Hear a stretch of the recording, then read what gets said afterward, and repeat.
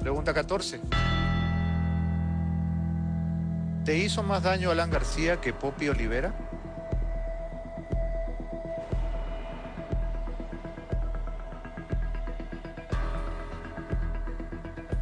Sí. La respuesta es...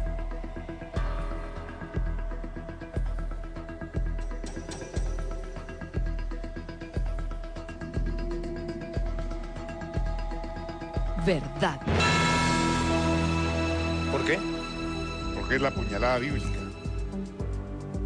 ¿Qué significa eso? Que tú puedes esperar en tu adversario el ataque, porque es tu adversario. Entonces, Olivera me atacaba porque era mi adversario político. Pero que Caín mate a Abel, ¿Alan era tu hermano? yo lo sentí así.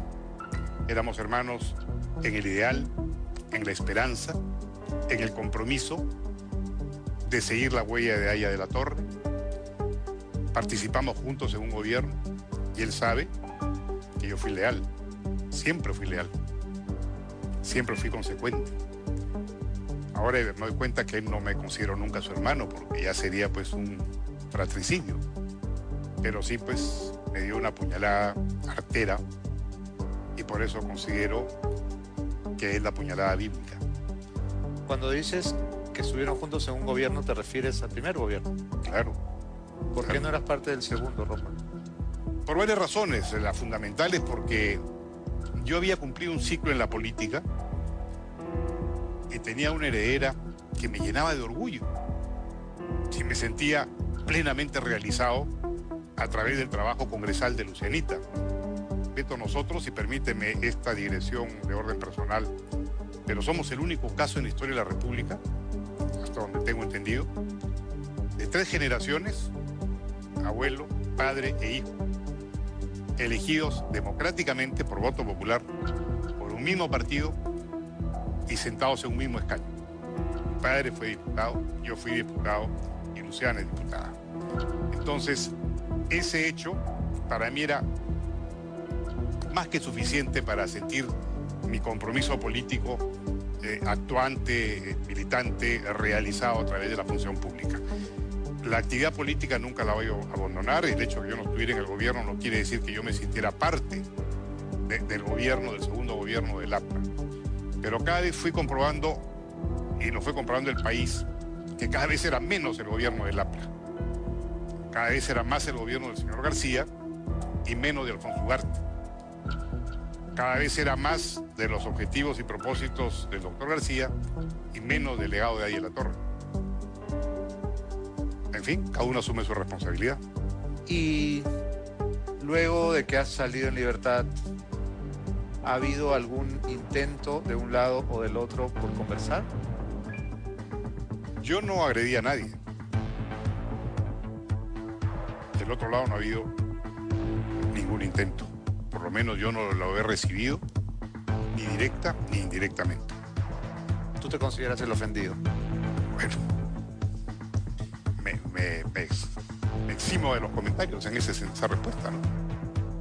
Bien. Falta una pregunta más. Si me respondes a la pregunta 15, con la verdad, habrás culminado el tercer nivel y habrás ganado 10.000 soles.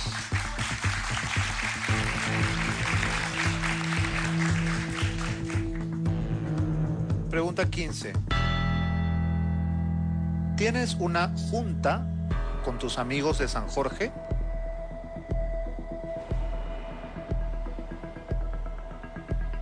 Sí. La respuesta es...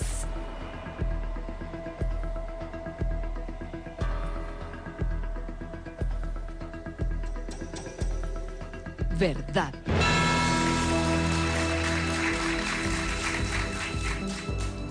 Cuando dices una junta, ¿quiere decir un pandero? Sí, algo por el estilo, sí. Baratito, pero sirve pues, para el lonchecito, ¿no?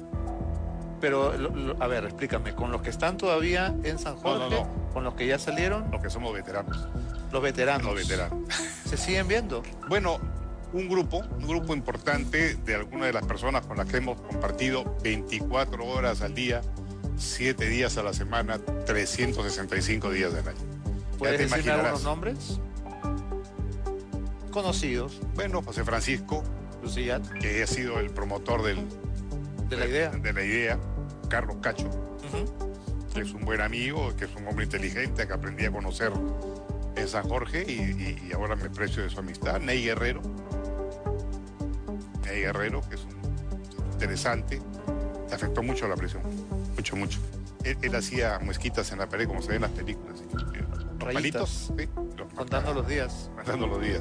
Le afectó mucho a Ney, ¿no? Mucho le afectó, mucho. Bueno, es que yo me imagino que si uno es un delincuente avesado, sabe que a la vuelta de la esquina la eventualidad de la cárcel está.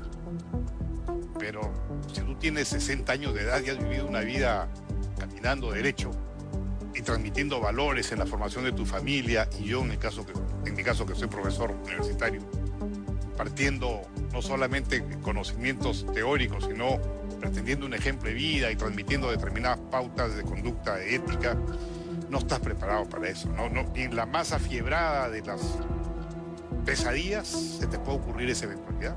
Y de repente, de la noche a la mañana, te encuentras en un escándalo de esta magnitud y terminas estando preso. Eso es muy difícil, muy difícil.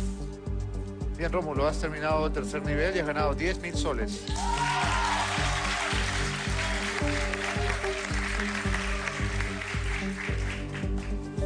Ahora sí, mi consejo es que te lo pienses muy bien. ¿Qué quieres hacer? ¿Quieres irte a casa con los 10.000 soles? ¿O responderme 3 preguntas más por 15.000 soles? ¿Qué dice el público?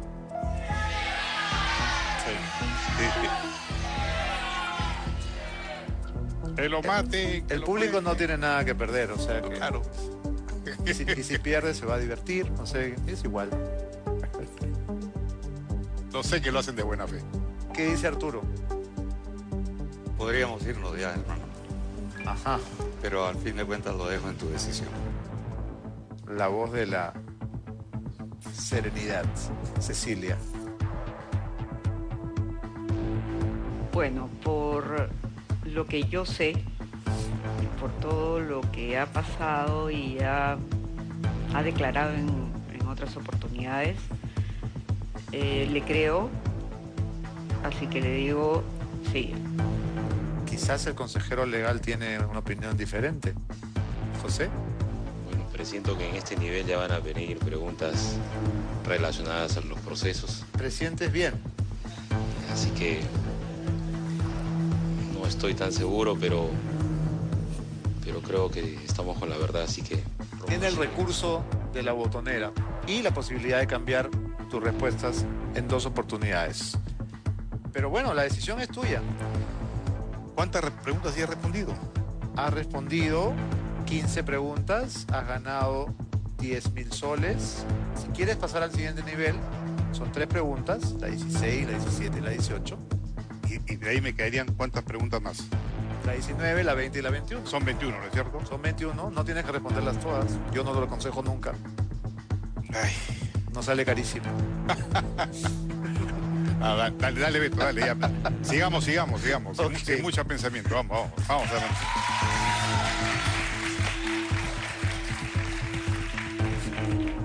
Pregunta 16. ¿Es cierto que los generales presos no querían a Carlos Cacho en su pabellón?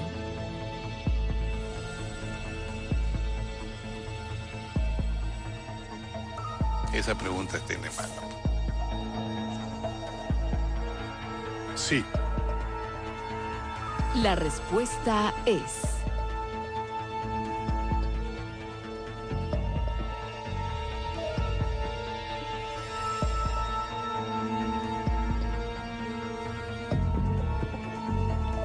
verdad. ¿Pero por qué? ¿Cuál era el problema? No quisiera generalizar. No es los generales. Habían algunas personas que, por razones, creo yo, Obvias. absurdas, pensaban que la presencia de Carlos podía significar la venida de muchas personas que harían escándalos, seguramente, prejuicios. Pero me llamó la directora del penal, la señora en ese momento, y me pidió que yo intercediera porque le correspondía a Carlos entrar a ese pabellón. Entonces hablé con el algunas personas y hablé con Carlos. Y Carlos, que te he dicho es muy inteligente y muy perceptivo, asumió el compromiso de evitar cualquier tipo de exceso que lesionara pues la sensibilidad. Hay que respetarse unos a otros, ¿no? Esa es la ley de la cárcel, respetarse, porque es una comunidad muy cerrada y viviendo pues en 4 paredes. Y fíjate lo interesante, Beto, al cabo de un mes en que por supuesto Carlos vino, descubrimos que tenía una familia maravillosa, sus hermanas excelentes, sus visitas eran maravillosas.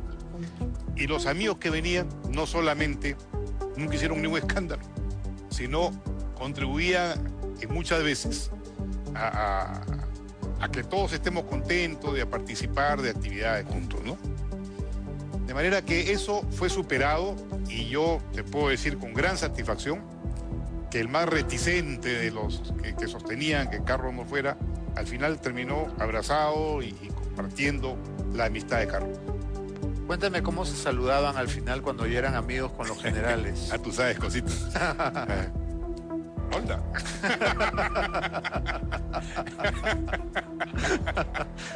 Difícil imaginar a los generales en ese plan. Ellos también saludaban así. Pues, como los voleibolistas, cuando hacen punto. Pues, así, ¿no? Así como hacen claro. Punto o como cuando tú te saludas así. Bien.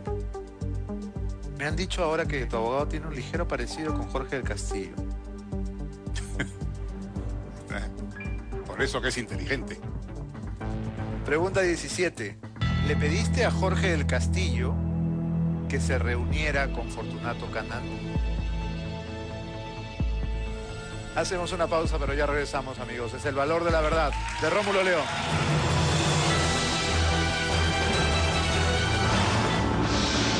A solas con la verdad, el polémico Rómulo León se somete a un exhaustivo interrogatorio y recorre oscuros pasajes de su agitada vida política. ¿Cobraste por lo bajo por el tema de los petroaudios? ¿Te has arrepentido en algún momento de ser aprista? Nadie se mueva. Volvemos con El Valor de la Verdad. Estamos aquí en El Valor de la Verdad, donde Rómulo León está avanzando a paso firme hacia la pregunta 21. Pregunta 17. ¿Le pediste a Jorge del Castillo que se reuniera con Fortunato Canán?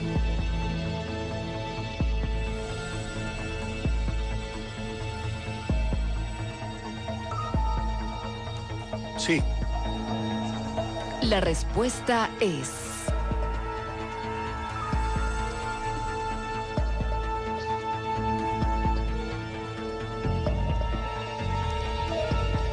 verdad. Sería muy útil que hicieras una brevísima reseña de quién es Fortunato Canán, porque no necesariamente todo el mundo lo tiene presente. ¿Y para qué le pediste esta reunión? Fortunato Canán Fernández, un empresario dominicano importante seguramente en su país, así lo tenía yo referido, vino al Perú a hacer algunas inversiones y a pretender ganar vía licitaciones la construcción de algunos centros asistenciales. Pero es una persona vehemente que además se da cuenta que los procedimientos burocráticos en el Perú eran muy engorrosos y que estábamos muy desfasados en los términos de referencia para la construcción de un hospital. Porque hacía más de 20 años que en el Perú no se construían hospitales. El último había sido el de María Auxiliadora en Villa María del Triunfo. Y los términos de referencia no correspondían a la realidad. Entonces él, cuando iba a inquirir, a ver cómo iban las cosas en el sector salud y tal, se encontraba que no estaban caminando adecuadamente. Y él había hablado con el presidente García. Le había dicho para qué había venido. Por cierto, no fue llevado por mí a la reunión con el presidente de la República, sino por la persona que lo introdujo al país. Y él asumía que tenía pues un compromiso por la acogida que le había dado el gobierno peruano de presentarse a la licitación y hacer bien su trabajo, dándole al país buenos hospitales. Cuando tenía estas confrontaciones con la burocracia, me decía, y acuérdate que mi trabajo era representarlo básicamente para introducirlo en el país, porque no sabía la normatividad del país, no sabía quién es quién, ni siquiera dónde quedaba el hospital o el ministerio, etc. Y ese era mi trabajo, instalarlo en el Perú. Entonces, tengo que hablar con el primer ministro, tengo que hablar con